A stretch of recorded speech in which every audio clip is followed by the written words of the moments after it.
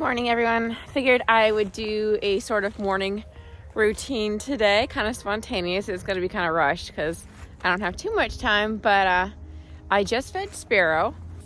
So the first thing in the morning I do is feed Sparrow. Sparrow stays overnight in this pen, and then in the daytime she goes out in the electric fencing. All right, so then I have to go and lug water because the horses obviously don't work when it's cold. So I'm gonna go get some water. All right, so it takes forever to fill a 5-gallon bucket. So while that's going, I'm gonna go get Sparrow some grain. I don't give her a lot, but you know, it's just something something special. So I'm gonna grab her grain. Can you go back in your pen? Can you go back in your pen? There we go. Good girl. Good girl. And because everything takes longer when you're filming, the water is overflowing. Normally I catch it on time, but not today.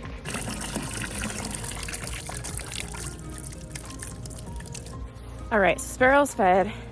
My car's already running to warm up, so I'm gonna go hop in it and head on over to the other barn. My hands are already super frozen. I don't know if the camera picks up, but they're like so red and numb. I haven't been able to find my gloves. I've been wearing these just because I can't seem to find anything. But this glove is decent. It's huge, so I think that helps keep the heat in. This one is not meant for winter, so obviously it's cold.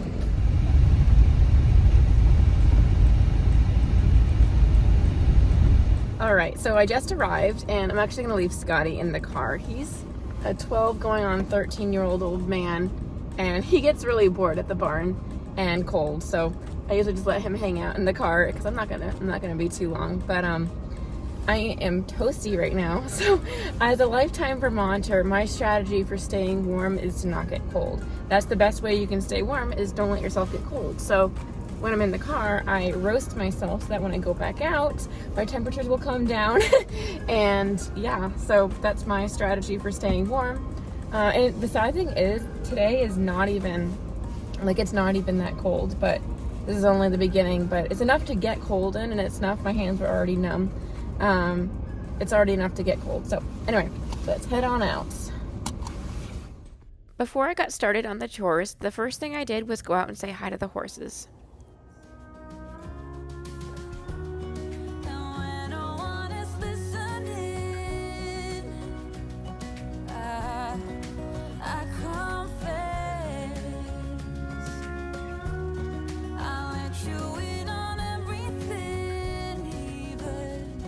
The fact that I'm obsessed with you, and when no one is listening,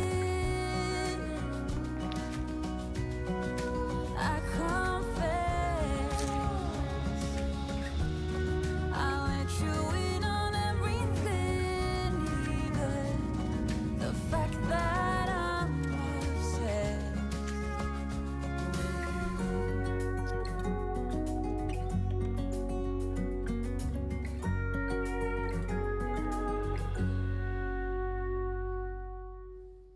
All right, let's bring these guys in.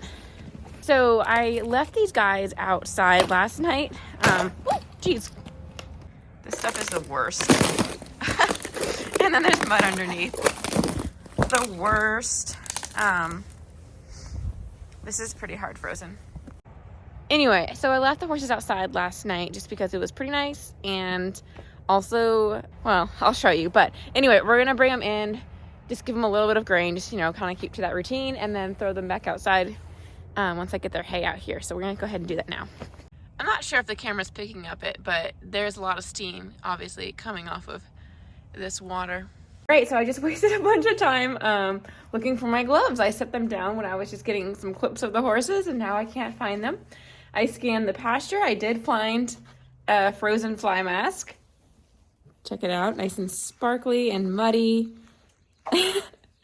But no gloves, so yeah, I'll just have to do this without gloves, I guess. So I found these gloves, so I'll have to do that. But anyway, I've had some people asking what's the update on the water situation, and it is not good. So I'll show you in a second. I just get these. These are not warm. Oh. All right, so this is the current water situation. So the situation is, it got dug out. Nathan did stuff. He explained it in my last video. And then yeah, so I fixed that. And then, you know, it's a battle of time. Rented this tractor last night, and unfortunately this, like, it froze so fast because it was just warm. Like, it was just like mud, and obviously because there's water, this was like mud. So obviously it is freezes pretty hard because how much water content is in it. So yes, this is our water situation. So anyway, this tractor could not push that in, so it has to thaw again. So that is the situation. But, you know, hopefully at least this problem is hopefully solved. So yeah, obviously it's not a good situation. Yeah, to be honest, it's pretty stressful just to have like something that's like a basic need. So what it means several things. So water is a little tricky to get. I did take advantage of the last warm day we had, and I filled all the outdoor tanks with a hose. So that'll last probably a few more days. And then after that, though, I'm going to have to start lugging. If this isn't fixed by then, I'm going to have to start lugging buckets from the outside tanks through this barn, through this shop space outside, and then from our landlord's house and lug like 5-gallon buckets. Or what I did last year, we had a similar, I can't even remember what it was from, but there was a problem last year where we didn't have water here. So I was filling up 5-gallon buckets in my bathtub, putting them in my car, and then bringing them over here. It's like, the hoops you have to go through. But anyway, yeah, it's stressful. I was up a lot of last night, just kind of stressing about it, because, yeah. But yeah, the worst part is that it's not resolved yet. Like, this has to get filled in, and it's kind of a wait and see what the weather's going to be. It's supposed to warm up the next few days, but just because it warms up above freezing doesn't necessarily mean that it's going to thaw, because that takes a while. Especially if the above freezing temperatures are like in the 30s or 40, it's like that's not really significant. So yeah. So the other issue is I obviously don't want the horses falling in, breaking a leg, that sort of thing. And they're not blind. They see it and they're careful. But I do have some precautions, especially when they're leaving the dark barn, going to the bright outside. I am making sure that I separate them. So normally I just open the doors and let them out, but I don't want one of the horses to drive the other and the other horse trying to get away, and the getaway is in the pit. That's not likely to happen, but it's a potential. So I let them back out separately and make sure they have room in between. Coming in, they know the routine. They're single file. They might see it. They might kind of like shy away from it a little bit, but I'm not worried about that. So anyway, we're gonna go ahead. I just got their buckets ready just because I just need to hurry this up because I gotta get to work. But we're gonna bring them in.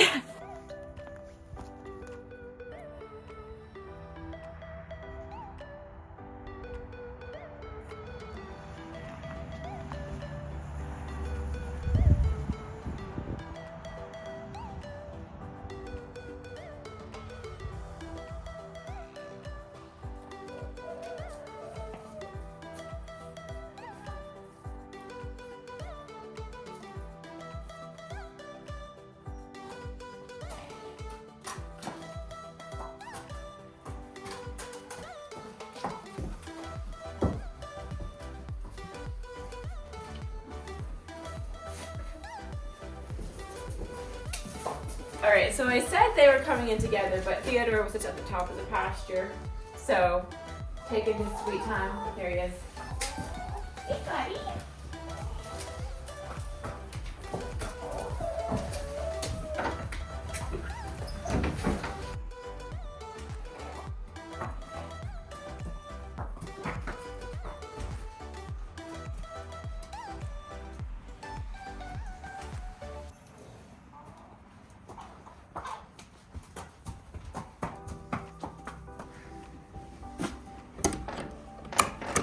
All right, so while they're eating breakfast, I have got a sled of hay to distribute, and that's what I'm gonna do.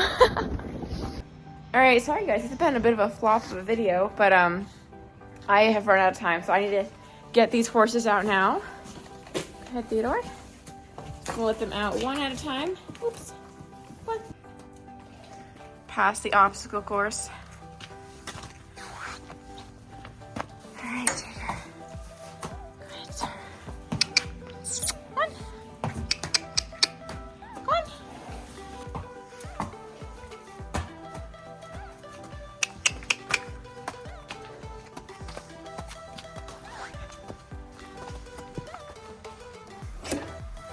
Even.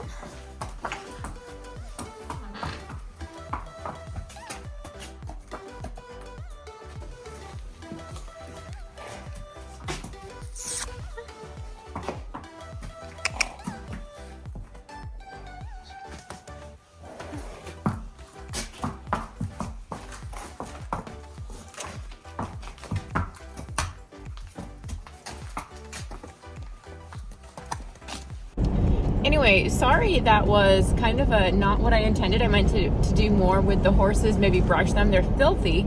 You know, if I didn't have water problems, I would say that I want snow, just because, you know, the only way they're gonna get clean is by rolling in that snow. But anyway, yeah, I meant to do a lot more. Just kind of ran out of time here. Anyway, I don't know if this is going to be my last video before Thanksgiving, but if it is, I just want to say happy Thanksgiving, and I hope you all have a wonderful day. Thank you guys for watching. Bye.